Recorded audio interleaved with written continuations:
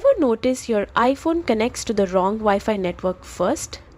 Let's fix that by learning how to prioritize Wi-Fi networks so your iPhone always picks the one you prefer.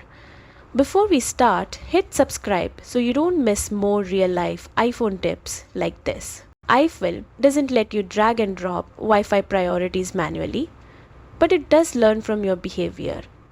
And here's how you can guide it. Step 1. Make sure you're connected to the Wi-Fi network you want to prioritize. Step 2. Forget other networks you no longer use or don't want your iPhone to auto-join.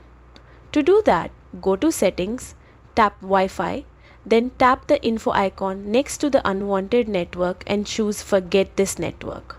Step 3. If you want to keep other networks saved but prefer one over them, simply connect to your preferred network more often. iPhone will learn and start auto-connecting to that one first. Go to Settings, then Wi-Fi. Tap the info icon next to a network and make sure Auto Join is turned on for the ones you prefer and off for the rest. And that's it.